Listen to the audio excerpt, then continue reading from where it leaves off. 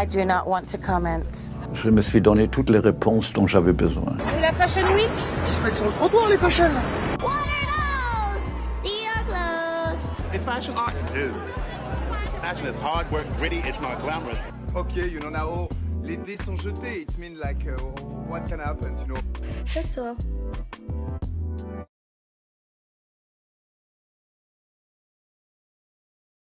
Bonjour Guillaume. Bonjour. Bonjour, merci d'être avec nous. On est hyper content de t'avoir. Merci beaucoup, moi je suis hyper content d'être là. Pour cette nouvelle saison.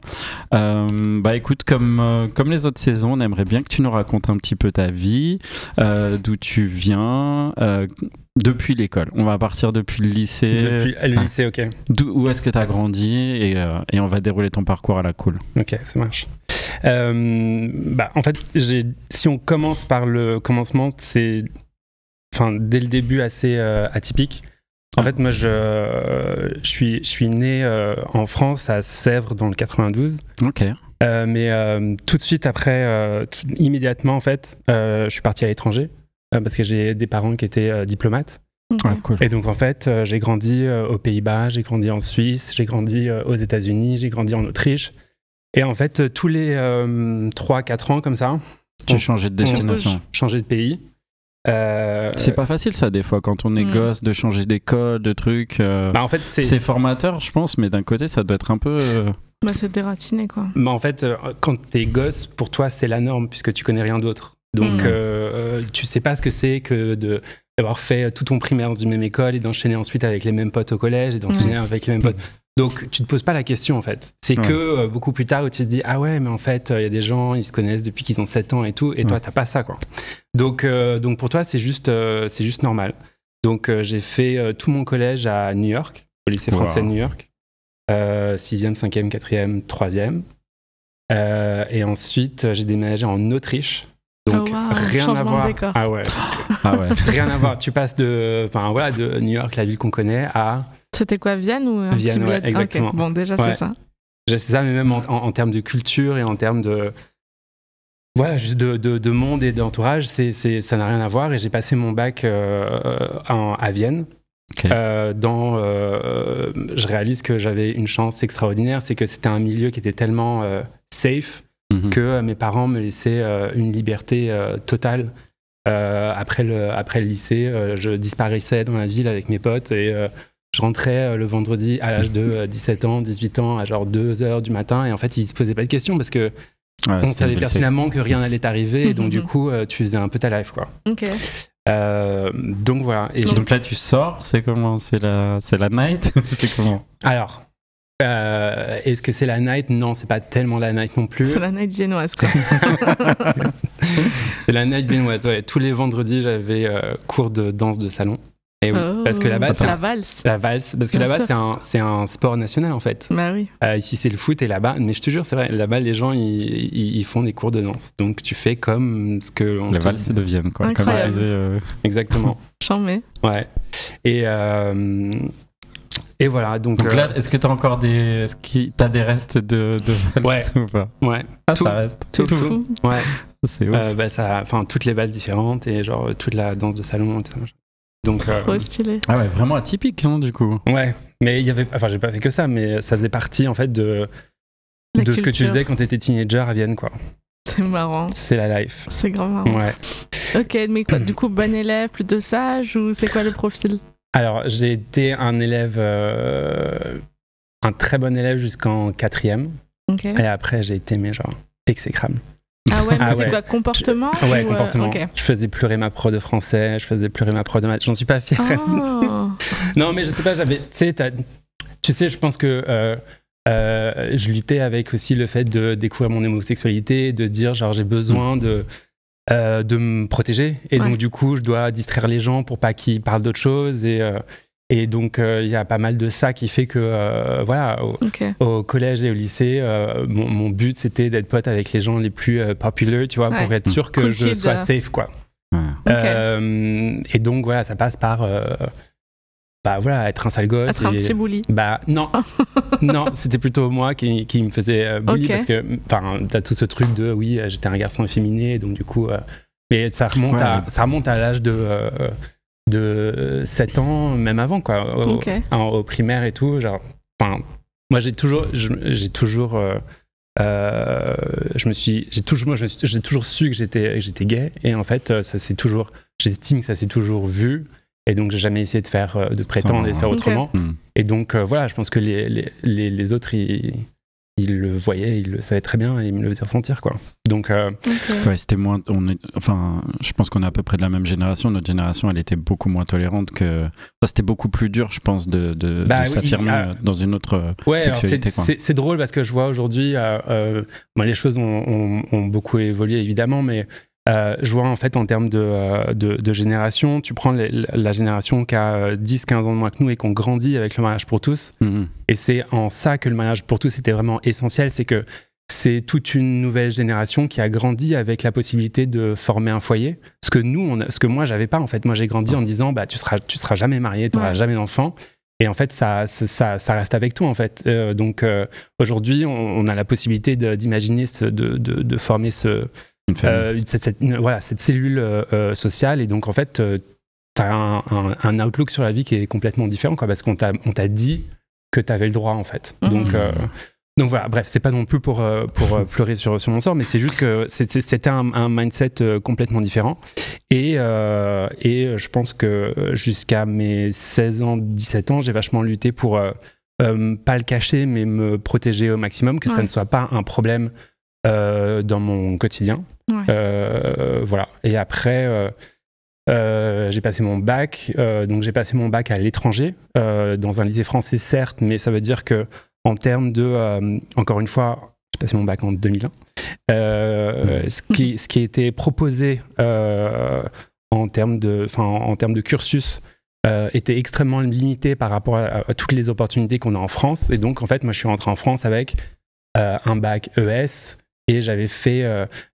à l'époque, je voulais déjà faire une école de mode ou une école d'archi ou quelque chose de créatif.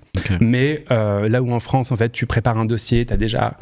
En fait, fait des cours préparatoires et tout. Moi, je suis arrivé comme ça avec mon bac en poche et avec rien de ce que les écoles demandaient pour intégrer une école de, une école de design, une école de. Donc toi, c'était déjà ta passion ado. T'étais déjà. Moi, c'est une folie, mais j'ai des dessins. Genre, quand j'avais 5 ans, je dessinais des robes. C'est vrai. Ouais.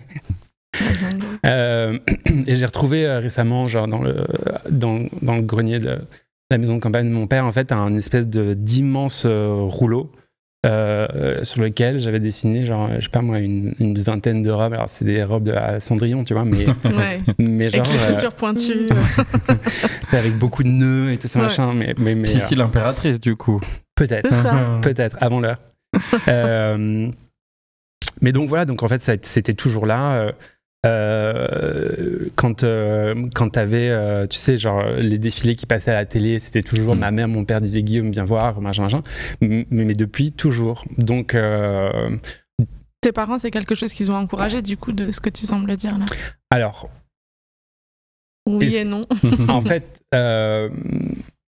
Je sais pas trop, si tu veux, pendant longtemps,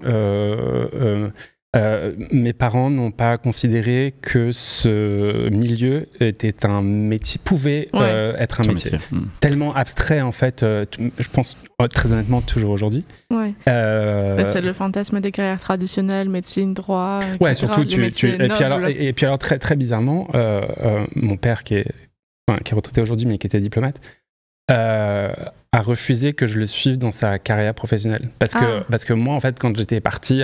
Donc, pas de sciences politiques, pas d'ENA, machin... En fait, je sais pas s'il savait que mon caractère ne correspondrait pas à la chose, mais voilà, il m'a vraiment découragé de faire ce métier. Mais moi, j'étais vraiment genre fasciné par le fait de recevoir des chefs d'État, de voyager partout dans le monde, enfin voilà, toutes ces choses-là. Pour le coup, en fait, quelque chose où j'ai eu énormément de choses, c'est que j'ai vu l'évolution professionnelle de mon père et à quel point ce que lui faisait avait un impact direct sur des choses. Typiquement, les accords de 92 à Rio de Janeiro qu'on notamment protéger la pêche des baleines en mer du Japon. Et ben, Oui, mon père, il a été une des personnes, une des personnes principales qui a bossé sur ce traité et tout. Donc en fait, Oui, c'est pas des petites décisions. Et puis on parle pas on parle pas de la robe du look 3 et de la paire de chaussures qui manque, voilà, des choses comme ça. Donc, mais non, mais c'est c'est un très bon exemple, c'est l'exemple que je donne toujours en casting de qui se souvient du look numéro 7 d'un show d'il y a ne serait-ce que la dernière saison. Mais bon. Ouais. Mais donc voilà, j'avais ce sens d'obligation d'avoir un purpose et je l'ai trouvé ensuite petit à petit. Mais en fait, moi, je suis rentré dans la mode vraiment par passion. Ouais. Et je pense que c'est la passion, c'est une grande partie de ce qui fait que tu fais tous les matins, quoi. Alors, je suis passé vraiment par des hauts débats, mais là, peut-être qu'on en parlera plus tard. Mais le début, en tout cas, les premières années de ma carrière, je bossais de 8h du matin à 23h tous les jours. Et j'ai jamais considéré ça comme du travail. C'est une discussion qu'on avait la dernière fois, pareil, bien sûr. Tu vois, genre, je me rappelle que mon premier job, vrai job, pas en tant que stagiaire, mais... genre à 23h, je passais aspirateur. Mais tu vois, je kiffais ça. T'es content, ouais. quoi. Enfin, tu vois. C'est la vie normale. Bon, on va repartir à l'école. Non, mais c'est très cool. Donc, c'est quoi ta première école donc, de mode comment Pas du tout. Ah, donc, pas du tout. Mais non, mais en tout cas, pour le coup... Tu disais que tu n'avais pas de dossier prêt vu que tu étais je me suis inscrit en sociologie. Ok. À la fac, je me rappelle plus quelle fac, mais qui est à Marcel Samba à Boulogne. Ok. Et pendant 6 mois, non, je vais dire la vérité, pendant 3 mois. Si ton père regarde, il y a un secret de famille qui tombe. J'ai pas fait 6 mois, j'ai fait 3 mois. Pendant 3 mois, je prenais le métro tous les matins, j'allais à l'autre bout, au fond, enfin voilà, je faisais mes cours de sociologie et franchement, c'était passionnant juste de comprendre en fait l'humain, comment il fonctionne. Les interactions sociales entre deux personnes, entre deux groupes qui ont des intérêts différents et tout. Enfin, franchement, ça a été hyper intéressant. Mais en fait, à ce moment-là, encore une fois, j'arrivais de l'étranger et je savais pas en fait ce qui existait en France. Et donc, je me suis inscrit parce qu'il fallait bien que je commence l'année à faire quelque chose. Tout était déjà pris, donc je me suis inscrit là où il y avait encore de la place. Sociologie, fine. Mais ensuite, à la fac, j'ai vu que il y avait ce qu'on appelait l'histoire de l'art. Pour moi, genre, l'histoire de l'art, c'est genre... Enfin, on m'en avait jamais parlé, quoi. Ouais. Et je me suis dit, je veux absolument faire ça. Okay. Et donc, au bout de 3 mois, j'ai arrêté d'aller en cours de sociologie. T'as switché ? Non, pas encore. J'ai fait genre, tous les matins, je prenais mon sac, je partais à 8h du matin et tout. Genre, je disais, salut maman, salut papa et tout. Et en fait, je passais la journée dans Paris, dans le Marais, à juste rien faire, tu vois. Genre boire juste des cafés, faire des galeries, rencontrer des gens et puis à faire ma life, quoi. Ouais, découvrir la vie parisienne d'un jeune adulte, quoi. Exactement. Ouais. Et c'était la première fois, parce que c'est la première fois en fait où je pouvais découvrir tout ça, quoi. Et au bout de 6 mois, tu sais, c'est là où t'as les partiels et tout. Et on reçoit un courrier à la maison qui dit, mais évidemment, c'est pas moi qui checkais le courrier, quoi. Qui dit en fait vous n'êtes pas là à vos partiels, donc vous êtes triés, vous avez fini, genre basta, ciao, quoi. Et ma mère elle me fait genre what. Que se passe-t-il? Et breaking news. C'est ça. Et je lui dis ouais, ok, by the way, genre je vais plus en cours, mais je sais que ce que je veux faire, je veux m'inscrire en histoire de l'art et tout.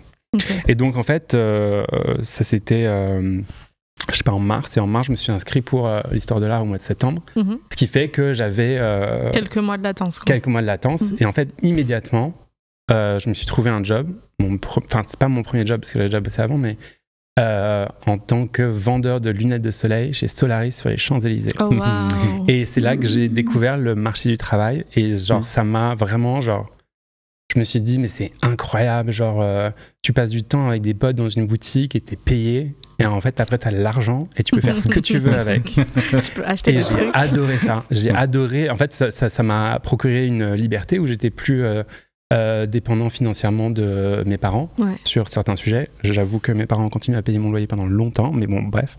Mais voilà, expérience du travail, donc exactement. Ouais. Okay.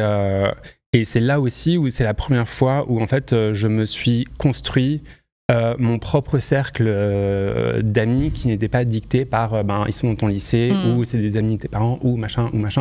Et j'ai choisi de m'entourer de personnes qui ont constitué mon groupe et ils m'ont vraiment introduit à la vie parisienne, quoi, tu vois. Et donc, et en fait, ce job chez Solaris, je l'ai continué pendant peut-être 3 ou 4 ans. Ok. Un job étudiant en parallèle des études. Exactement. Au début, je faisais mes études, puis mon job. Et après, encore une fois, j'ai feinté. J'ai modifié mon contrat de travail pour dire à ma fac que je travaillais toute la semaine, donc ils devaient mettre tous mes cours sur 2 jours. Et j'ai donné un faux emploi du temps à mon employeur en disant que je travaillais tous ces jours-là, donc il était obligé de me mettre le week-end, parce que le week-end, tu sais, genre, t'es payé plus, et genre, après 22h, t'es payé 50% en plus, et vu que la boutique fermait à 2h, après minuit, t'es payé 100% en plus, et les dimanches, t'es payé 100% en plus. Donc je travaillais vendredi de 22h à 2h, samedi de 22h à 2h, et dimanche, et j'avais un salaire de ouf. Très malin. Donc, et le reste de la semaine, je bossais lundi, mardi à la fac, et genre vendredi, samedi, dimanche chez Solaris. Et le reste de la semaine, j'étais peinard.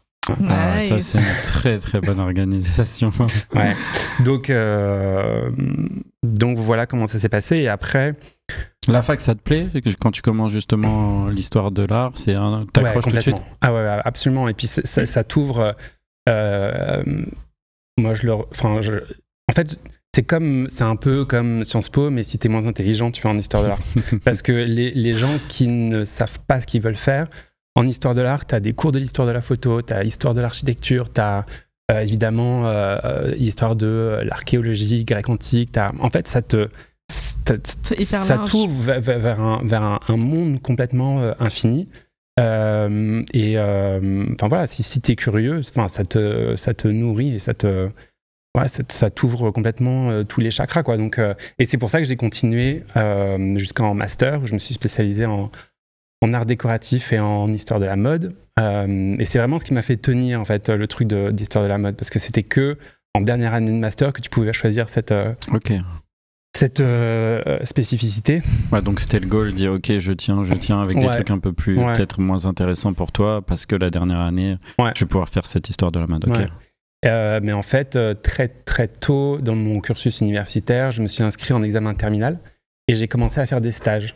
Donc je bossais chez Solaris, je faisais mes stages dans la journée et je passais mes examens en examen terminal. Oh wow, ok. Et le tout premier stage que j'ai fait, c'était chez Carla Auto. Ok. C'est ça? Ouais, c'est ça. C'était chez Carla Auto et en fait, je suis tombé dans les RP. Je sais pas, je crois que j'avais 22 ans, même 21 ans, et j'en suis jamais reparti. L'opportunité, elle arrive comment, du coup? Tu postules à plein de trucs ou tu t'es mis en tête que tu voulais t'inciter? Ouais, je crois que j'ai postulé... Ou alors c'était un pote justement de mon collègue chez Solaris. Oui. Je sais qui c'est maintenant, qui travaille aujourd'hui toujours dans la mode et qui m'a dit vas-y, tu cherches un stage dans la mode, envoie ton CV et voilà, et j'ai passé mon entretien et genre, ils m'ont pris, mais bon, tu vois, c'était pour faire ce que tu fais quand tu commences un premier stage dans la mode, quoi. Tu fais des sacs, tu mets des vêtements sur des cintres, mais moi toujours aujourd'hui, tu sais, des fois je dis aux stagiaires, je dis franchement, j'aimerais tellement pouvoir stimer une robe et la mettre, et que mon job ça soit de la mettre sur un cintre. Enfin, c'est tellement genre thérapeutique au final parce que t'es devant ton truc et genre tu fais et bon bref, je comprends. Enfin, bref. Non, mais c'est vrai que c'est une première expérience qui peut paraître un peu relou, mais en fait, je pense que quand t'es passionné de mode, t'es trop content juste de découvrir les sapes, de toucher tout, d'essayer. Tu vois les vêtements, tu vois les marques, tu te dis waouh, genre tu touches vraiment une robe de cette marque-là, genre c'est incroyable. Et tu vois qu'elle a défilé, et tu te dis ah ouais, ce vêtement-là, il est là devant moi, c'est incroyable. Enfin, tu vois, genre t'es vraiment. T'es ébahi. Ouais. Ouais, non, c'est ça. Ouais, donc coup de cœur pour le RP tout de suite, quoi, dès ton premier stage. Oui, tout simplement quand j'ai terminé ce stage. Au au bout d'une semaine, j'avais l'impression, tu vois, que la terre était plate et que j'étais tombé dans les abysses et que genre ma vie était finie, quoi. Donc très très rapidement, j'ai voulu retrouver un job et donc j'ai enchaîné mon deuxième stage chez Fendi. Et voilà, c'était un peu la même. ORP aussi. ORP aussi. C'était un peu la même expérience. Tu rajoutes à ça le groupe LVMH et tu rajoutes à ça le fait d'être en interne dans une maison et donc tu t'occupes que d'une seule marque, en gros. Mais tu as tous les projets spéciaux à côté, notamment le Festival de Cannes. Et c'est là où en fait j'ai débarqué au Festival de Cannes, donc à l'âge de 22 ans. C'était mon premier Festival de Cannes. Et vu que tu viens pour la maison Fendi, t'as all access, quoi. Enfin, t'as accès à toutes les soirées, t'as accès. Et donc là, je me dis à 22 ans, genre, c'est bon, I made it. Je suis à Cannes avec un pass all access. Et strass et paillettes. Et je sais pas si enfin, voilà. Et donc, du coup, les anecdotes commencent où. Enfin, voilà, genre, c'est ma première. C'était une autre époque. Moi, je suis de Cannes, hein, donc le Festival de Cannes, je l'ai connu depuis 95. Ouais. Donc les années pas de réseaux sociaux, les années Canal+, les années absolument wild. Ah donc, oui, mais attends, mais du coup, il y avait, je crois, les 40 ans de Naomi Campbell un soir. Et en fait, t'arrives et donc t'as une allée de serveurs et ils te font des shots caviar, vodka caviar. Et donc en fait, déjà, tu fais l'allée, tu t'es fait 3 shots vodka caviar et tout. Et ensuite, t'arrives dans la soirée. Évidemment, genre, tu sais, quand tu sais pas, mais genre, tout l'alcool est gratuit. Donc, quand t'as 22 ans, tu te dis genre, ouais, folie.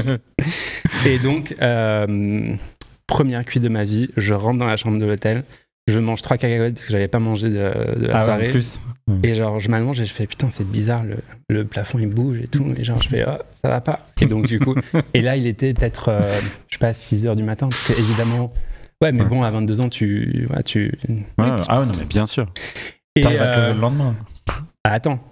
Ah. Et en fait, ma chambre, c'était le showroom.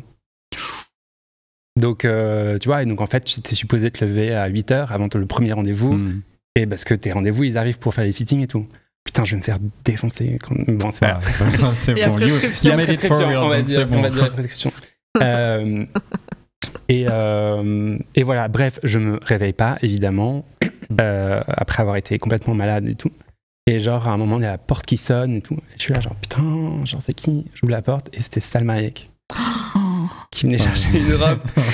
Et donc là, tu te sober up en 2 secondes et t'es là, genre, bonjour. Et genre, t'es pas prêt, quoi. Et donc après, t'as enchaîné toute la journée et t'as genre à peine eu le temps de prendre une douche et tout. Donc, avec voilà. la tête comme un ballon. Ouais, mais voilà, mais quand t'as 22 ans, c'est bon, tu t'enchaînes, quoi. Ça va. Ouais, bah oui. Et bref, donc ouais, donc plein d'histoires comme ça. Donc Fendi, c'est un stage ou tu y restes un petit moment ? C'est un stage. C'est un stage qui a été renouvelé. Et ensuite, on m'a proposé de le poursuivre.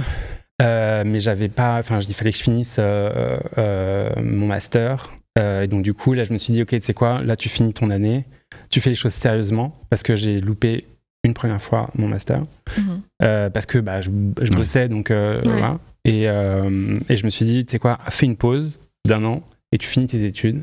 Et puis après, tu vas à fond. Je dis à papa, c'est bon, j'ai un diplôme, et genre, basta, gozi, tu me laisses tranquille, je passe à ce que je veux faire, quoi. Ouais. Donc voilà. Et ensuite, j'ai enchaîné avec un 3e stage. Et alors, faut dire un truc, c'est à l'époque où les stages n'étaient pas rémunérés. Et ils avaient le droit de durer aussi longtemps que les gens voulaient. Et voilà, quoi. C'était juste, tu te démerdais, quoi. Free labor. Ouais, bah oui. Mais donc mon 3e stage était chez KCD. Ok. Et là, en fait, le truc a duré. Donc j'ai fait un premier stage de 6 mois, un 2e stage de 6 mois, et après ils m'ont proposé un CDI, un 2e CDI, puis un premier CDD, un 2e CDD, puis un CDI. Et c'est vraiment ma première expérience professionnelle et l'expérience, enfin voilà, la plus formatrice que j'ai eue, quoi. Donc là, tu commences à gérer des clients. Ouais. Là, tu fais plus que. Et en fait, donc mon arrivée chez KCD a coïncidé avec l'arrivée d'un nouveau client qui était Balmain. Okay. Balmain qui venait d'être repris par Christophe de Carlin. Donc en fait, là où c'était vraiment incroyable pour moi, c'est que j'ai vraiment compris comment mon travail affectait directement l'évolution d'une notoriété de marque.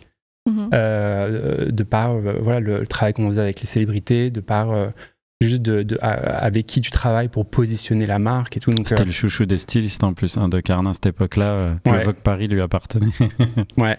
Mais c'était super beau ce qu'il faisait. Ouais. Et du coup, j'ai bossé avec Christophe, enfin pas moi, mais genre. Et puis en plus, ce qui était génial, c'est que on était une micro-équipe. Il y avait Champidis qui aujourd'hui est toujours bosse toujours pour Balmain, mais maintenant il a intégré Balmain en tant que CMO, et moi. Et en fait, à nous deux, on gérait le monde entier pour Balmain. Au moment où Balmain a explosé. Donc en fait, moi, ça m'a permis vraiment de fast-forward en termes de relations que je pouvais créer avec les gens, parce que tout de suite, j'étais en contact avec, j'en sais rien moi, la rédac chef du Vogue américain, avec Beyoncé et avec... Enfin voilà, mais c'est juste parce qu'il y avait personne d'autre, donc t'étais obligé quoi. Et donc c'est là où je faisais des journées de 8h à 23h et en fait la seule chose qui t'empêche, enfin qui se mettait in the way de l'explosion, c'était ta capacité à travailler et juste à répondre. Parce qu'en fait, c'était que de l'entrant. C'était que de l'entrant, et en fait, c'était ta capacité à répondre et à démultiplier. Si tu veux, des fois, tu avais une robe, parce que là, on parle de boulot de RP classique, mais qui doit être le mardi à 17h là. T'as une robe qui faisait 3 shoots par jour, ensuite elle partait à LA, elle était sur un red carpet, ensuite elle repartait. Et des fois, il y a des robes qui partaient, on les voyait pas pendant 5 mois, parce qu'elles faisaient du ping-pong, et nous, on gérait à distance en disant, on faisait des pick-up, on livrait à gauche, et puis et ça, c'était, et ça m'a tout appris, en fait, comment tu gères un peu justement le look numéro 3, où est-ce qu'il est en ce moment par rapport au look numéro 26, et genre, il y a un moment dans ta tête, tu sais tout ça. Et c'est l'enfer de la logistique, là, si tu fuck tu passes ta vie à appeler UPS. Ouais, mais c'est surtout la gymnastique et enfin voilà, quoi, tu gères. Et c'est hyper satisfaisant de voir que tu arrives à gérer les situations et que tu arrives à dire à ton boss, oui, j'ai réussi à la placer là, et là, tu vois. Et donc, du coup, c'est une super première expérience. Incroyable. Et alors, ce qui est hyper intéressant, c'est que d'un côté, je bossais pour Balmain, mais vu que j'étais en agent, j'avais 2 clients. Et de l'autre côté, je travaillais pour Gap. Ah, génial. Donc, en fait, grand écart en termes de positionnement et donc en termes de qu'est-ce qu'une marque comme Gap demande et qu'est-ce qu'une marque comme Balmain demande. Donc, voilà. Enfin, j'ai été vraiment extrêmement chanceux qu'on me confie ces 2 clients-là et qu'on m'en confie pas d'autres, parce qu'en fait, en général, quand t'es en agence, t'en fais beaucoup plus. Mais vu la charge de travail, j'étais assez protégé dans ce sens. Et voilà. Et donc, en fait... je pense qu'ils avaient aussi envie que le travail soit bien fait. Je pense que quand tu as une marque que tu reprends, qui explose comme ça et que tu as une équipe qui fonctionne, tu n'as pas envie qu'il soit dispersé. Si tu as la capacité de pouvoir... avoir assez de staff pour ça. Et puis aussi, c'est... Enfin, pour moi, je travaille pour Balmain, en fait. En vrai. Ouais. Et donc, c'était mon bébé pour Christophe et c'était mon bébé pour mon boss. Et c'était... voilà, donc juste, genre, je donnais tout, quoi. Ouais, j'étais à fond. Et donc, en fait, voilà, j'ai fait toutes ces années-là. Et ensuite, Christophe est parti, Olivier est arrivé. Et j'ai fait, je crois, la première ou les 2 premiers défilés d'Olivier. Et après, pour moi, j'avais vraiment le sentiment que la boucle était bouclée. C'est-à-dire que comment est-ce que tu traverses une crise, le départ de Christophe, et comment est-ce que les choses sont reprises par... qu'il a réussi par quelqu'un et que ça réexplose et que c'est vraiment en plus le next level, parce qu'en fait la croissance qu'on avait eue, on s'était dit ok, on pourra pas faire mieux, quoi. Et Olivier il arrive et genre il réexplose le truc et il a 25 ans à l'époque, c'est incroyable. Et moi je me dis ok, genre j'ai fait la boucle est bouclée et genre, en fait j'ai plus rien à faire ici parce que t'as fini ton cycle. Voilà, j'ai fini mon cycle, donc au bout de 6 ans je suis parti. Et je suis parti chez Giorgio Armani. En interne, du coup. En interne, absolument. À Paris, toujours. Ouais, à Paris. Ok. Où, je vais pas vous mentir, le salaire faisait du bien. Non, mais c'est une réalité, c'est comme ça. Moi, je dis toujours, en fait, aux jeunes qui sont dans mon équipe et même ailleurs, on peut pas toujours tout avoir. Tu peux pas avoir l'expérience de dingue pour un client de dingue, avec le salaire de dingue et le titre de dingue. Donc à un moment, il faut choisir. Donc, en tout cas, pas tout de suite. Il faut savoir être patient, quoi. Voilà, ça c'est un gros problème. Mais ça, on en parle très très très souvent ici. Donc c'est un choix business, quoi. Toi, tu as l'impression que ce cycle est fini et tu as une opportunité professionnelle, financière qui est incroyable, donc tu vas. C'est pas que ça, mais même si oui, ça a été, genre, je vais pas me mentir, hyper important, ça a aussi été l'opportunité de rejoindre un mastodonte. Ah, bien sûr. Là où, en fait, chez Balmain, c'était très artisanal à l'époque. C'est une toute petite équipe, c'était avant les anciens bureaux, c'est avant le rachat. Exactement. Quand nous, on a commencé à bosser pour Balmain, ils avaient 37 employés. Ouais. Et genre, moi, je faisais... j'emballais les robes dans le bureau de l'avocat. Okay. Donc, on était vraiment genre... on était genre tous les uns sur les autres. Et donc, j'ai l'opportunité de rejoindre ce mastodonte et d'apprendre, en fait, toute une autre manière de travailler où il y a des investissements publicitaires, où il y a une hiérarchie interne hyper codifiée, structurée, où tu es vraiment un pion et genre, on te demande de faire ça et tu fais ça. Et donc, en fait, c'était aussi... je devais apprendre ce côté-là du job corporate aussi. Environment, quoi, ouais, vraiment. Absolument. Et puis aussi, genre, juste le fait de travailler à Milan, j'étais basé à Paris, mais d'aller à Milan hyper souvent, d'apprendre une autre culture et tout. Donc voilà, tout ça, je l'ai vraiment pris. Mais en fait, à ce moment-là, le recrutement pour mon job suivant avait déjà commencé. C'était Balenciaga. Et quand j'ai accepté le job chez Armani, j'avais déjà commencé à passer l'entretien pour Balenciaga. Ok. Balenciaga, à quelle époque du coup? Alexander Alors justement, Wang, tout le sujet, c'est que quand il faisait ce recrutement, il savait déjà que Nicolas Ghesquière s'en allait. Et donc, ils n'ont pas voulu recruter sans dire à la personne qu'il allait partir et que quelqu'un d'autre allait arriver. Et, sans dire qui, bien sûr. Sans dire qui. Ah, c'est un pari risqué. Et donc, je crois que j'ai fait 1 an et 6 mois chez Armani. Et je suis arrivé chez Balenciaga en tant que responsable presse internationale. Je crois que quelques semaines après le départ de Nicolas. Et jusqu'à la nomination de Demna. Ok. Donc j'ai fait vraiment toute la période Alexander. Ok. Ouais. Donc moi je sais que aujourd'hui Alexander Wang est ce qu'il est, les problèmes qu'il a eu, mais moi j'aimais beaucoup ce qu'il faisait chez Balenciaga et surtout ce qu'il a fait à l'image, les premières campagnes. En fait, il y a plusieurs choses. Je pense que de toute façon de passer après Nicolas Ghesquière, c'est des casse-gueules pour tout le monde. Parce dans cette époque-là, Alexander Wang, avec sa marque, il est on top of the world. À New York, tout le monde l'acclame. Ouais, et puis il y a aussi tout un truc d'amener le côté américain en Europe et pour le groupe aussi, c'était quelque chose, quoi. Et c'était fort de signification et de ce que ça pouvait apporter à la marque et au groupe. Et puis, on a beau dire ce qu'on veut, les performances de Balenciaga n'ont jamais été meilleures si on prend rétrospectivement celles des années précédentes que sous Alexander Wang. Il y a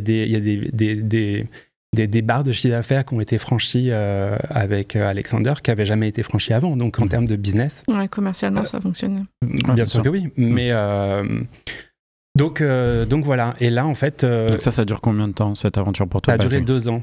Okay. Et c'était vraiment phénoménal pour moi, encore une fois, en termes d'apprentissage et d'expérience, parce que tu gères vraiment tout l'international et grâce à l'équipe et à la PDG de l'époque, Isabelle Guichot, qui est vraiment, avec Champidis, quelqu'un que je considère comme un vrai mentor. J'ai eu la chance de réaliser des événements incroyables en Chine, des événements incroyables au Japon. Donc vraiment, c'était incroyable, quoi. J'ai plein d'anecdotes de choses vraiment sensationnelles qui donnent tellement de sens en fait à ton travail et donc voilà, j'en garde vraiment Donc toi aussi, tu passes un step à cette époque-là professionnellement, je veux dire, dans l'amplitude des projets que tu mènes, quoi. Complètement. Et puis juste, on te dit, en fait, il faut que tu fasses cet événement à Pékin, à Shanghai, enfin à Pékin, pardon. Et vas-y. Et toi, t'es là, genre, ok, comment on fait? Et puis juste, tu surmontes les trucs et genre. Et t'arrives sur le lieu à J-2 et en fait, il n'y a rien qui va. Et donc, voilà, tu dors pas. Et puis en plus, on avait déplacé pour l'occasion tout le studio et toute l'équipe Balenciaga. Donc, déplacé, je sais pas moi, 50-60 personnes dans un autre pays où tu connais pas la langue, tu connais pas les coutumes et tout. Enfin, c'était juste... donc, c'était vraiment une colonie de vacances, quoi. Enfin, c'était que des choses vraiment incroyables. Voilà. Je ne garde pas un aussi bon souvenir d'Alexandre Wang à titre personnel, mais voilà. Il paraît. Les gens que je connais qui ont travaillé avec lui, c'est pas facile. À cette époque-là, en tout cas. Ouais. Je pense après aussi. Mais donc voilà, puisque... et je prendrai cette occasion pour lui dire, ce qui a été dit sur lui est vrai. Ok, voilà. De toute façon, je pense pas qu'il y ait beaucoup de doutes. Hein. Ouais. Bon. Quand il y a trop de personnes qui racontent les mêmes histoires, c'est pas bon signe. Ouais. Donc voilà. Ok. La next step pour toi, c'est quoi? C'est une autre maison, une autre agence ou c'est là qu'arrive Non, en fait, je pense que, encore une fois, j'ai eu beaucoup de chance d'avoir eu toutes ces expériences hyper enrichissantes. Ouais. Et je pense que j'avais fait le tour du métier. Ouais. Et je me suis retrouvé à 28 ans, 29, pardon, à me dire, ok, le boulot d'attaché de presse, que tu le fasses 3 ans, 5 ans ou 10 ans, c'est toujours la même chose. Ça se renouvelle difficilement, ouais. Et puis, en fait, j'ai fait le meilleur de ce qu'on pouvait faire. Et donc, du coup, genre, genre quoi, en fait? C'est quoi le prochain challenge? Ouais. Et je pense que j'étais devenu un peu aigri et que c'était trop jeune pour mon âge de devenir ce genre de personne. Et depuis plusieurs années, j'avais... Après, il n'y a pas d'âge pour devenir aigri, en vrai, mais je vois ce que tu veux dire. Tu vois, genre, quand tu te dis, genre, non, j'ai pas envie de faire ça, et genre, tu te dis, genre, en fait... je viens de commencer, en vrai. Mec, t'as 29 ans, ta gueule, quoi, tu vois. Et ça faisait déjà plusieurs années que il y avait des gens qui étaient venus me voir, des designers qui sont aujourd'hui des immenses stars, qui me demandaient, genre, est-ce que tu veux pas m'aider pour lancer ma marque? Est-ce que tu veux pas m'aider pour...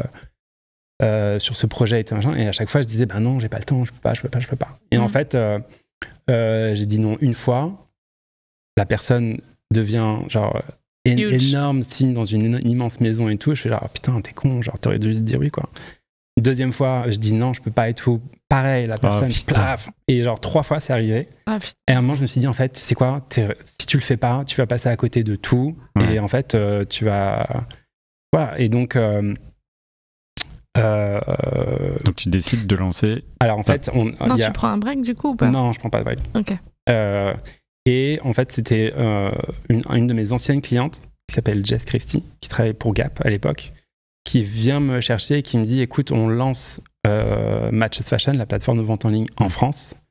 On a besoin de quelqu'un, vu que c'était en 2014.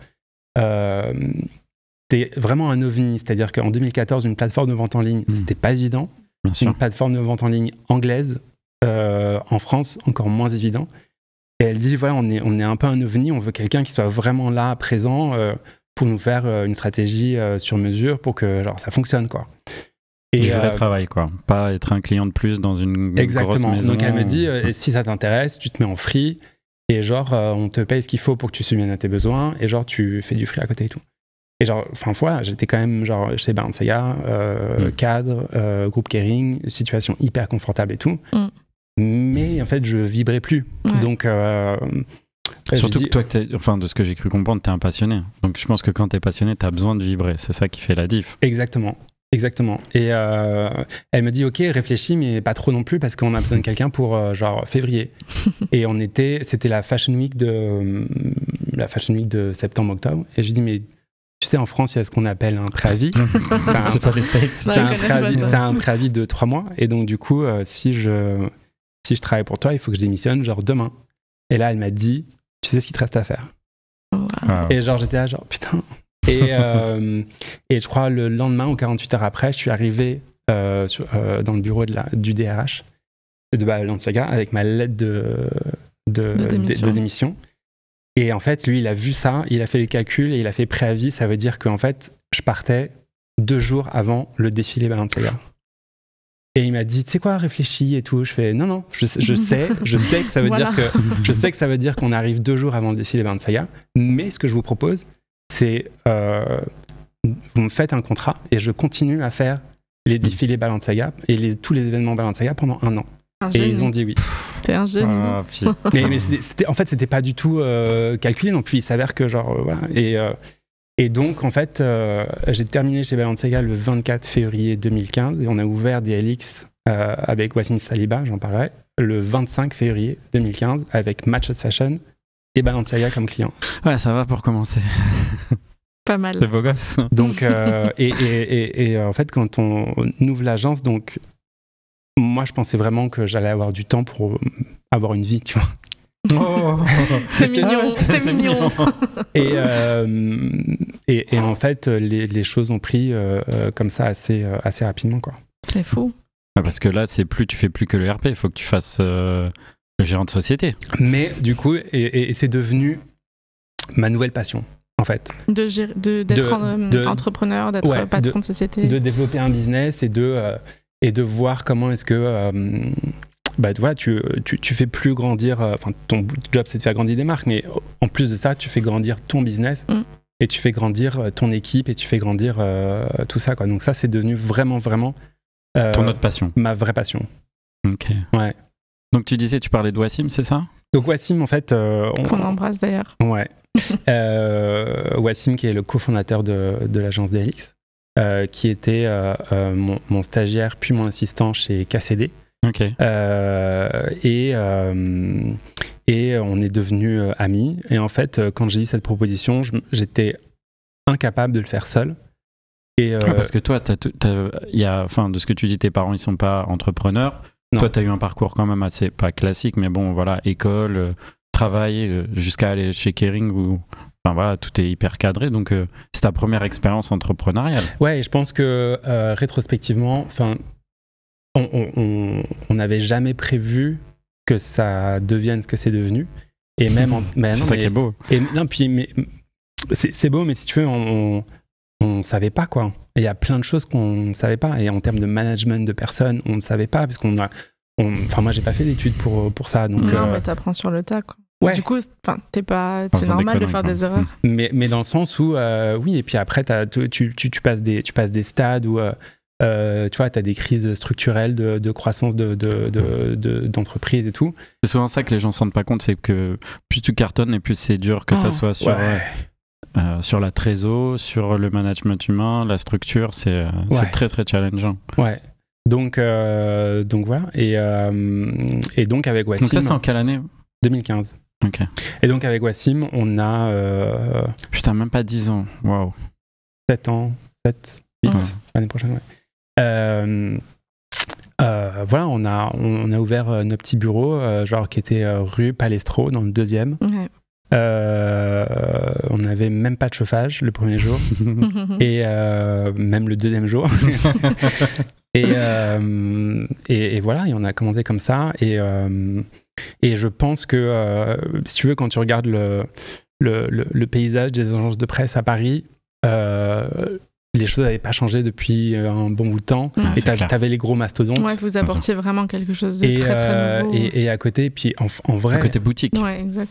Ouais, mais en vrai, je pense qu'on était des gamins, quoi. Et les gens disaient... Ouais, mais c'était cool, ça rendait le truc cool. Voilà, c'est ça. Et moi, je me rappelle quand c'était au début, je dis ah ouais, DLX, c'est les RP cool, quoi. Tu vois, ils ont les marques cool et c'est les cool, quoi. Ah, c'est drôle, merci. Mais non, mais c'est toujours la perception, c'est important d'un point de vue extérieur. Tu vois. de comment est-ce que justement tu positionnes ta marque et comment est-ce que voilà. Mais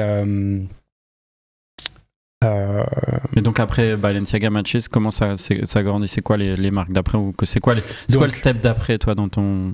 En fait, Matches a été vraiment clé, et en fait, la raison d'exister de DLX aujourd'hui, c'est vraiment cette personne, Jess Christie, parce que des années plus tard, elle nous aura refait confiance quand on a ouvert New York, et c'est aussi pour Matches Fashion qu'on a ouvert New York. Mais Jess, en fait, elle nous a recommandé par le biais de Matches énormément de clients. Donc tous les clients qui étaient vendus sur Matches Fashion, elle nous disait, vous voulez un RP en France, vous travaillez avec Guillaume. Et donc nous, ça nous a ramené un influx en fait de jeunes marques cool. Et puis il y a aussi tout simplement notre travail qui fait que dès qu'on a ouvert l'agence, évidemment on ouvrait pour une plateforme digitale. Donc en fait on a vraiment pris le contre-pied en 2015, encore une fois, genre c'était pas si évident que ça, de faire vraiment quasiment que du digital. Et on a aussi vraiment voulu pousser toute la génération d'assistants. C'est-à-dire qu'on se disait, ok, genre l'industrie elle est ce qu'elle est, et les gens qui sont en place, c'est très gentil, mais en fait le futur c'est genre les assistants. Bien sûr. Et donc en fait, on a vraiment été à fond sur comment est-ce que nos relations avec tous les assistants de l'époque, qui sont aujourd'hui tous rédacteurs en chef et tous les boss. C'est ce qui paye du coup aujourd'hui. Et en fait, on en avait un peu marre de tous ces gens qui étaient installés et donc en fait, on s'était juste dit, voilà, on commence notre truc, on va faire notre truc dans notre coin avec les gens qu'on aime bien. Et voilà, ça prendra le temps que ça prendra. Et puis, encore une fois, moi, je pensais que j'allais avoir vachement de temps, tu vois. Donc voilà, ces deux choses. Donc vraiment foncièrement digital et la jeune génération de personnes qui faisaient l'industrie de la mode. Et c'est ces gens-là qu'on parlait nous, et c'est ces gens-là qui nous ont aussi ramené des clients, mais des petits clients, tu vois, que ensuite nous on a poussé. Et je pense que avec notre énergie de l'époque, notre passion de l'époque, et tout simplement en étant aussi plus digital, nos clients voyaient qu'ils avaient plus de résultats. Et ils ont commencé à en parler, et les gens ont commencé à nous voir comme ça, parce que juste tout simplement on avait des performances qui étaient genre dingues, quoi. Donc voilà un peu comment les choses ont pris. Mais ça c'est dingue. Excuse-moi, tu le fais de manière, enfin vous le faites de manière organique, quoi. Le côté digital, oui. Et le côté nouvelle génération, c'est plus en fait c'était nos potes à nous, et puis en fait voilà, en fait. Non, mais c'est une stratégie qui fait sens, qui fait énormément pour moi, tu avais sens. toute cette industrie qui était un peu inatteignable. Donc voilà, je me suis dit, je vais faire mon truc, et puis voilà. Avec mes potes. Ouais, vraiment. Donc voilà. Vous restez combien de temps du coup tous les deux? Vous tenez combien de temps la maison? Bah on la tient toujours aujourd'hui. Non, mais je veux dire que tous les deux. Pas longtemps du tout. Et en fait, pas longtemps du tout. Et en fait, rue de Palestro, c'était drôle parce que en vrai, c'était un bureau qu'on ne louait pas. Et donc on n'avait pas le droit de mettre notre nom en bas, on n'avait pas le droit d'avoir un interphone, on n'avait pas le droit de machin. Donc à chaque fois, il y avait un post-it avec un numéro de téléphone et tous les coursiers devaient appeler le numéro de portable, et à chaque fois, on devait descendre. Et donc en fait, c'était un enfer sur Terre. Et on a eu une première stagiaire, et puis ensuite une première employée, et puis ensuite 2 stagiaires, 3 stagiaires, 4 employés. Donc ça grossit comme ça naturellement. Et ça a grossi comme ça. Et ensuite, on a dû déménager. On est parti rue du Temple. Et c'est là où en fait les choses ont commencé vraiment à s'accélérer, et il y avait tout ce truc de c'est là où on a commencé dès le début à vouloir un peu se démarquer des autres agences, dans le sens où ayant travaillé chez KCD et chez Carla Auto, on avait toujours cette image du supermarché de la mode, où en fait t'as des portants. T'as des portants et t'as des portants et t'as des porteurs de fringues, où il y a vraiment des centaines de fringues, et t'y vois rien et tout, et c'est vraiment genre et nous on voulait, pour le coup, aussi par mon amour de la déco et tout ça, on voulait vraiment se présenter comme une boutique.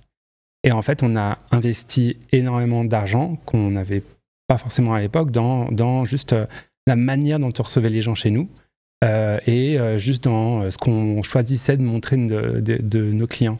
Donc l'expérience, en fait. Exactement. Et en fait, quand tu rentrais dans notre showroom, tu avais un portant avec, on va dire, une vingtaine de pièces, et pas 100.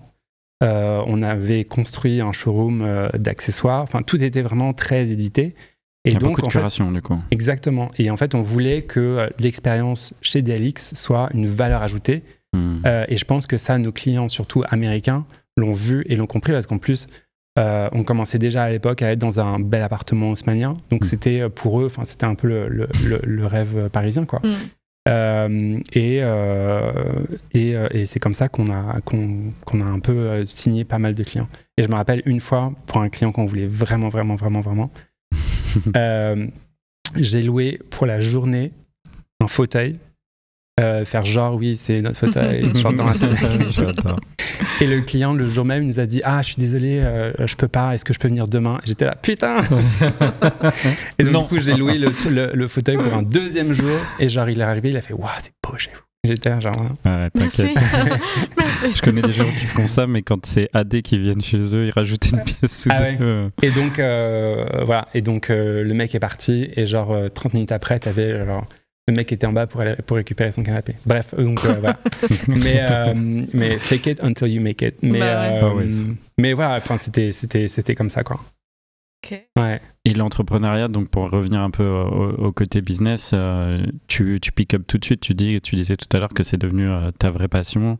Justement, comment tu ventiles un peu ton temps entre biberonner tes clients, parce que c'est quand même pas mal ça, le RP, et puis faire monter des équipes, faire l'URSSAF, le truc, enfin, tu vois, comment tu... Alors, c'est là où je pense une des clés du succès de DLX, c'est vraiment ma tante. Je m'explique. En fait, notre directrice administrative, c'est Dolores Marin, et c'est ma tante. Okay. Et en fait, assez rapidement dans l'aventure, elle me voyait me débattre le dimanche jusqu'à genre 2h du matin sur coller les reçus et faire les photocopies et genre faire les Excel avec faire les additions sur mon téléphone portable et tout. Et tu connaissais pas les fonctions dans Excel. En plus non. En plus non. Et elle me dit, tu sais quoi, genre c'est mon métier. I'm gonna do it. Et elle m'a sauvé, et elle nous a sauvés, et la raison pour laquelle on est là où on est aujourd'hui, c'est parce qu'elle est là. Parce que voilà, elle a vraiment... elle t'a déchargé de ce truc. En fait, elle partait à la retraite, et elle m'a dit, en fait, j'ai toujours envie de bosser, donc je vais le faire, quoi. Et genre aujourd'hui, j'espère que tu ne regrettes pas, Dolores. Mais parce qu'aujourd'hui, c'est vraiment une usine à gaz, et voilà, je le dis tout le temps à l'équipe que si elle n'était pas là, on serait pas là, quoi. Donc ça, j'ai eu énormément de chance de pouvoir complètement le mettre de côté pour me dédier à justement au relationnel client, à la prospection, et voilà, juste au travail quotidien de faire monter nos marques, quoi. Et en termes de recrutement, parce que je pense que c'est un enjeu qui est assez important aussi quand tu montes ta boîte, que c'est toi qui te donne pour toi quelque part, et ton associé évidemment c'est pareil, vous êtes à deux ensemble à produire quelque chose qui vous ressemble. Comment tu parviens à recruter des gens à qui tu transmets ta vision et qui arrivent à l'exécuter de la manière dont toi tu l'entends? Alors c'est très... le jour où on a commencé DLX, pour moi j'avais déjà une liste dans ma tête de personnes avec qui je voulais travailler. Des personnes qui nous correspondaient en termes de valeurs, en termes de respect, de discrétion, de discrétion. Ouais. C'est un truc hyper important dans le RP. Ok. Moi, je considère que je considère qu'on n'est pas là pour se mettre en avant. Et en fait, si tu veux, genre. La discrétion dans ce sens-là. Ok. Ouais. C'est là où en fait, par rapport au job de mon père, diplomate, en fait, toi, tu représentes les intérêts de ton pays à l'étranger. Auprès d'un gouvernement, genre. Et moi, je considère que mon métier, en fait, il est exactement pareil, sauf que je représente les intérêts de mes clients dans un marché spécifique. Et à ce titre, moi, mon avis, j'ai pas besoin de le donner. Si tu veux, moi, mon avis, je le donne à mon client quand il me pose des questions. Quand il me dit qu'est-ce qu'on devrait faire, je dis oui, ça, oui. Mais ensuite, c'est à partir du moment où le client dit voilà qui on est et voilà ce qu'on fait, j'exécute, quoi. Et donc, dans ce titre-là, tu dois être discret et tu dois savoir, voilà. Et donc, en fait, j'avais vraiment une liste de personnes, et on les a contactés un à un au fur et à mesure qu'on avait besoin de recruter. Donc t'as fait l'entretien d'embauche de l'autre côté. De l'autre côté, quoi. C'est-à-dire t'avais l'habitude, toi, tu racontais les entretiens d'embauche de chez Balenciaga ou quoi, oui. Et là, c'est toi qui les faisais passer pour le coup. En fait, c'était plus histoire de leur raconter l'aventure sur laquelle on était et de voir si ça les tentait de nous rejoindre, quoi. Donc, il y a des personnes qui ont dit non. Il y a des personnes qui, eux, pour le coup, n'étaient pas dans la même optique, c'est-à-dire qu'ils avaient un certain confort et tout, et donc ils ont préféré, voilà. Et il y a quand même pas mal de gens, de personnes avec qui on voulait bosser à la base, qui nous ont rejoints. Et ça a donné vraiment une autre force de l'agence, c'est-à-dire l'équipe. Et la façon dont on était plus qu'une équipe, on était vraiment... Et avec le temps, ça n'a pas pu continuer, mais on était vraiment une fratrie. Et donc, en fait... il y avait un intérêt commun qui était évidemment le fait que l'agence fonctionne, mais qui était d'ouvrir un truc collectif, quoi. On est ensemble et on fait les choses pour nous et en fait on va tous rise ensemble et juste kiffer, quoi. Donc ça on a essayé de le maintenir très longtemps, mais justement au bout d'un moment quand l'agence a pris une certaine taille, tu peux plus, ça peut plus continuer, quoi. Et donc ça, en termes de management de l'humain, ça a été très très très très compliqué à gérer parce que du coup ça donnait des, enfin voilà, les gens prenaient des habitudes et ça donnait des dérives qui étaient pas gérables sur le long terme, quoi. Donc en fait. À mon grand regret, et ça c'est vraiment ma responsabilité à moi, c'est-à-dire que c'est moi qui mes employés c'était mes amis, genre on sortait ensemble le soir, et rétrospectivement j'aurais pas dû, mais je ne savais pas en fait. Et donc en fait j'ai vraiment avant Covid, je pense, on a restructuré les choses et moi j'ai pris mes distances par rapport à l'équipe. Ouais, je pense que je le regrette toujours, mais c'est comme ça que les choses doivent être dans une structure qui évolue, quoi. Mais aujourd'hui, vous êtes combien, genre sur le bureau de Paris ? On est 19 à Paris et on est 12 à New York. Et en fait, on va incessamment sous peu être 20 voire 21 à Paris. Voilà. Je sais plus ce que je voulais dire. Non, mais que tu prenais un peu de distance, ce qui est assez naturel en soi. Ouais, obligé, à mon grand regret, mais obligé. Et le statut de boss, c'est aussi important. Des fois, c'est vrai que on a du mal à se l'imposer à soi-même, mais c'est aussi ce que tu projettes aux gens qui sont exactement dans ta hiérarchie, tu vois.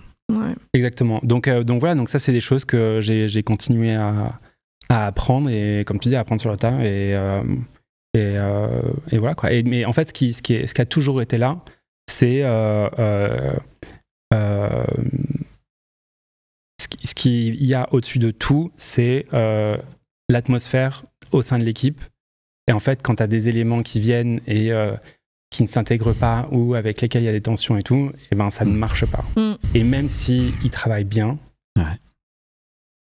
en fait, moi j'ai toujours dit à l'équipe que le fait qu'on s'entende bien et qu'on se serre les coudes, ça rend les choses, ça nous rend plus forts par rapport à l'extérieur. Ça nous rend plus forts pour affronter, entre guillemets, le monde extérieur, l'industrie, les clients qui sont chiants, voilà. Ouais, et donc en fait, si en plus de ça, on n'a pas cette sorte de cocon où en fait on sait qu'on est safe et qu'on peut partager les choses, ben en fait...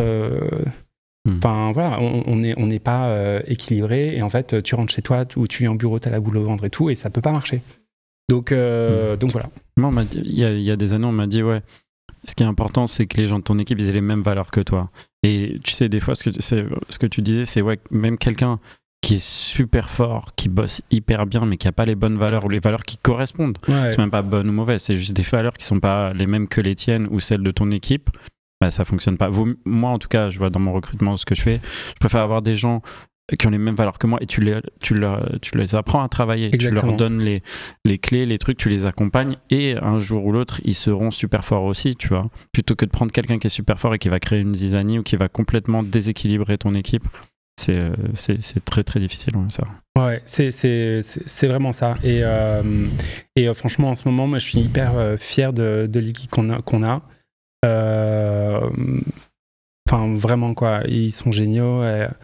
On a eu une période hyper chargée qui continue, là, parce qu'on a des événements jusqu'au 10 novembre. Et ils sont géniaux, quoi. Enfin, franchement, ils sont... Bref. J'ai déjà dit. Tu parlais de l'ouverture du bureau de New York qui s'est amorcée grâce à l'ouverture du compte Matches Fashion à New York. Oui, en fait, l'ouverture de New York, ça s'est passé en février 2018 ou en janvier 2018 pendant la Fashion Week Homme à Paris. Bah oui, pour que ça soit plus facile. Attends, et on avait un événement justement Matches Fashion et comme c'était souvent le cas, on avait un peu picolé. Et à l'époque, Matches Fashion était représenté par un bureau qui s'appelle Black Frame à New York. Et le compte était géré par un garçon qui s'appelle Justin Paget, qui était un ami que je connaissais déjà depuis des années et tout. Donc on s'est retrouvés à Paris tous les deux avec, encore une fois, Jess Christie, qui était la CMO de Matches Fashion. Et on s'est retrouvés sur un bout de canapé et tout. Et genre, moi, complètement bourré, je dis ah, mais tu sais quoi, genre... y a plein de clients qui nous demandent d'ouvrir à New York, t'as qu'à ouvrir DLX à New York et tout. Et Justin, il fait ben ouais, pourquoi pas et tout. Et Jess, elle dit écoute, on en parlera demain quand tu seras pas bourré. Le lendemain matin à 10h, j'envoie un mail et j'ai dit by the way, I was serious. Et genre, et ça s'est fait comme ça. Mais non. Énorme. Et elle a dit bah en fait, ouais, why not. Genre, mes attaches, elles sont avec Justin, elles sont pas avec l'agence de presse. Ouais. On travaille déjà avec DLX à Paris, donc ça a du sens. Et en fait, on a pris la décision vraiment la semaine suivante. Donc ça, c'était en février 2018. Et on a trouvé des bureaux en août. En fait, avec Wassim, on est parti à New York. Et avec Justin, on a trouvé les bureaux et on a ouvert en septembre. Donc ça s'est fait hyper rapidement avec le soutien de la BPI. Qui nous a vraiment financé cette ouverture en vue des résultats qu'on avait en France. Ouais. Ils vous ont fait confiance. Ils nous ont fait confiance à 300%. C'est ouf parce que pour un projet à l'étranger, je savais pas que la BPI, elle aidait aussi pour le développement à l'étranger. Et ils aident bien. Cool. Donc on a eu beaucoup de chance. Et voilà, et on a ouvert à New York. Et je pense que le même appel d'air en fait s'est créé là-bas. Et assez rapidement en fait, Justin pour le coup, qui est président de DLX New York, a commencé à monter ses clients. On a fait les premiers les entretiens d'embauche et voilà, et aujourd'hui ça marche comme ça quoi. Ok. De manière, question très technique administrativement, comment ça se passe de monter une antenne à l'étranger, particulièrement du coup aux États-Unis? Alors c'est deux entités différentes, mais dont je suis pas comment t'appelles ça, mais gérant. Ouais, bien sûr. Ok, donc tu rouvres une société aux États-Unis. C'est Exactement. Pas simplement je prends un bureau et puis je colle mon étiquette sur la porte. Et puis pareil, je pense que voilà, on a eu de la chance d'être extrêmement bien entouré d'une équipe légale ou je sais pas comment t'appelles ça, administrative, qui était française mais à New York. Donc qui connaissait bien, en fait qui nous a été aussi recommandé, il me semble, par la BPI. Qui savait bien comment justement importer des business et genre légalement et tout ça machin.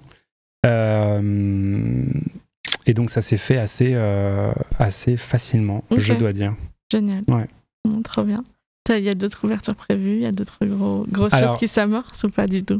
On devait faire une ouverture, je n'en dirai pas plus. Il y avait une ouverture qui était prévue en 2020. Mais bon, voilà, COVID. Les choses ont fait que la BPI a été aussi très willing de nous aider. Et au lieu de nous aider pour l'ouverture, ils nous ont aidés pour le Covid. Tu m'étonnes. Parce que voilà, en fait, le Covid est arrivé, on a perdu 85% de notre chiffre d'affaires sur 3-4 mois, je pense. Et donc là, en fait, on avait un bel horizon. Tout de suite, c'est devenu beaucoup plus sombre. Mais là, encore une fois, avec le soutien de l'équipe et la compréhension de l'équipe, on s'est vraiment serré les coudes. Et avec le soutien de la BPI, on a pu passer le gros creux de la vague.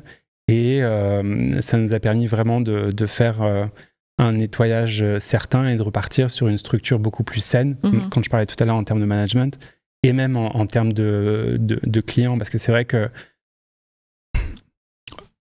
tu prends l'habitude parce qu'il y a des projets qui te passionnent et parce qu'il y a des choses qui sont intéressantes pour ce que ça t'apporte aussi en termes d'agence et de visibilité auprès d'une certaine communauté et tout, tu fais des projets qui sont pas forcément rémunérateurs et donc du coup sur lesquels tu demandes à ton équipe de passer du temps.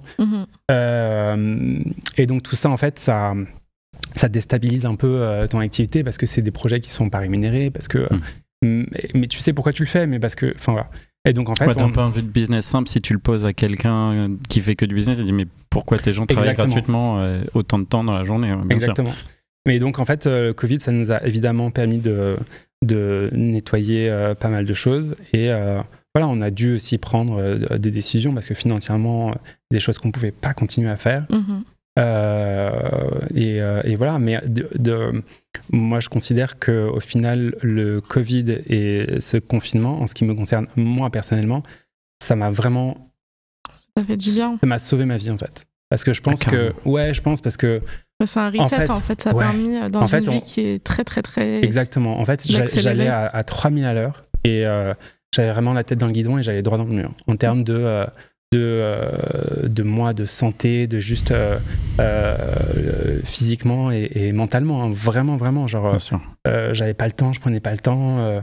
Quand t'as pas de recul, en plus quand t'es dans une dynamique de croissance comme ça, t'as aucun recul. Tu peux pas te poser et voir the bigger picture, c'est ça le problème.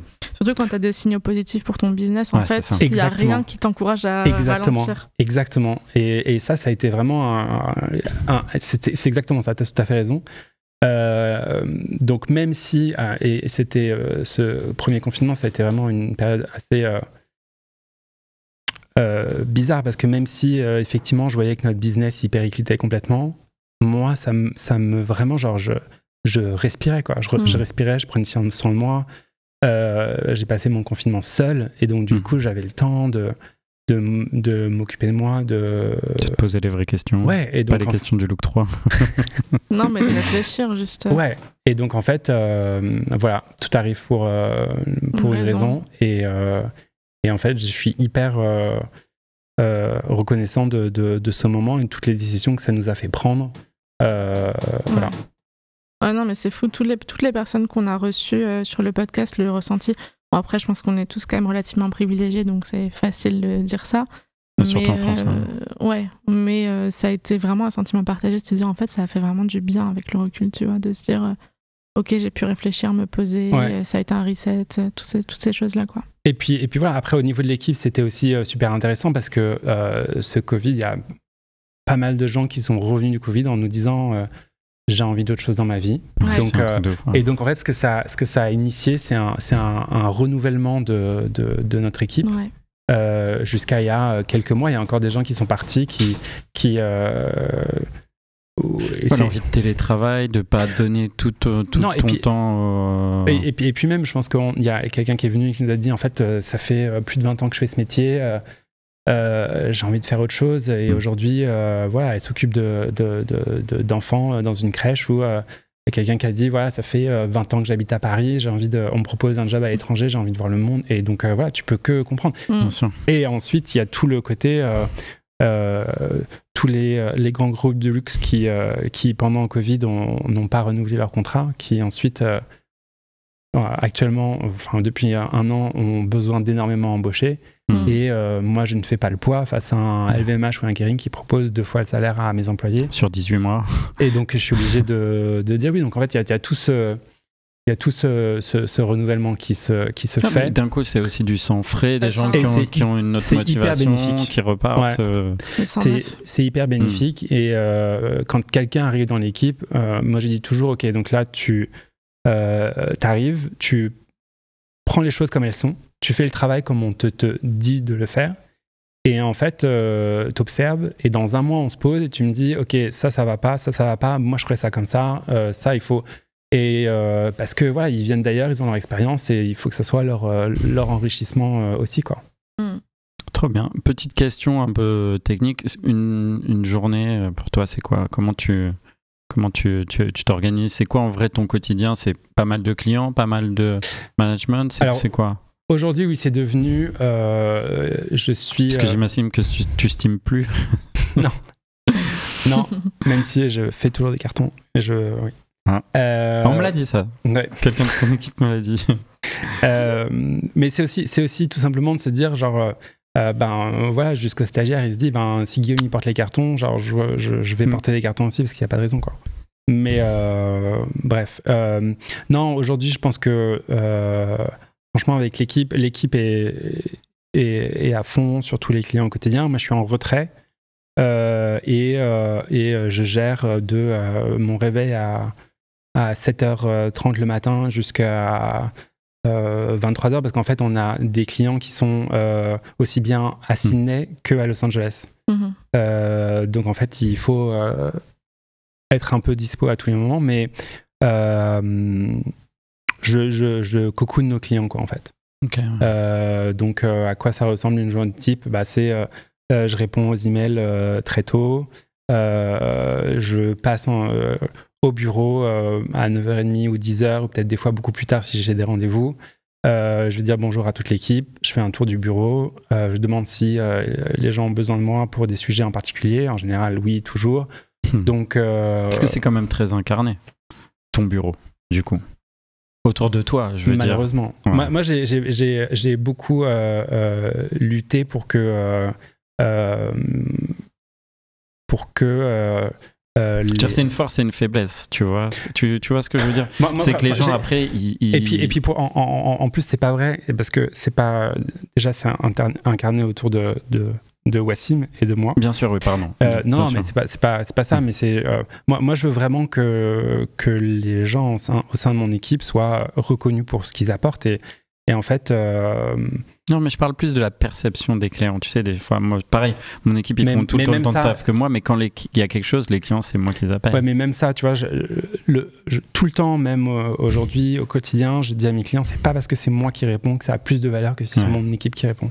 100%. Parce que, voilà, et souvent, enfin pas souvent, mais genre des fois, il y a des clients qui me transfèrent des trucs en disant et je dis, en fait, la personne t'a répondu ça, donc c'est ça. Et même si je suis pas d'accord, bien sûr, tu prends je dis, en fait, c'est comme ça. Et après, je prends mon téléphone et je dis, en fait, non, en fait, c'est pas comme ça que ça marche, mais voilà, face au client, c'est comme ça, et donc maintenant, qu'est-ce qu'on fait, quoi. Donc ça, c'est vraiment hyper important. Ouais, bien sûr. Ouais. Bon, c'est cool. Hein. Est-ce qu'il y a des choses dont tu veux parler? Un petit message que tu veux passer? C'est quoi le futur? En fait, là, en ce moment, je pense que moi, je suis hyper excité pour les années à venir. Je pense que j'ai jamais été aussi content de ce qu'on fait, en fait, aujourd'hui. En fait, le but, ça a toujours été de garder, de rester curieux et de faire des choses intéressantes. Là, en fait, il y a quelques mois, on a ouvert tout un pôle lifestyle, hôtellerie, restauration. Et en fait, ce qui m'excite, c'est d'avoir vraiment toujours des projets et des choses qu'on n'a pas fait avant et qui sont aujourd'hui bien au-delà du monde de la mode. Voilà. Typiquement, ce week-end, on fait un événement de 3 jours pour Lego. Ça a l'air cool. Et moi, c'est genre, c'est potentiellement un des trucs dont je suis le plus excité, quoi, parce que ça crée des ponts. Exactement, on marie des gens du football avec des gens d'une communauté créative, avec des familles, et voilà, on cherche juste des projets qui sont excitants et qui apportent un propos et des choses nouvelles, quoi. Et la marque en tant que telle, je veux dire DLX, tu fais de la strat ou c'est toujours organique ou... Non. Non, mais non, je pense qu'on n'a pas le temps, et puis... C'est gré des opportunités. Ouais, exactement. Et puis en fait, depuis le début, ça a toujours été à l'instinct. Et je pense que voilà, ça m'a quand même pas mal aidé jusqu'à maintenant et ça restera comme ça, quoi. Voilà. Trop cool. Bah, génial. On va arrêter là. Super. Merci, c'était cool. Merci. J'avais peur, mais c'était trop sympa. Ouais, ça va. Ça s'est bien passé. Merci beaucoup. Merci beaucoup.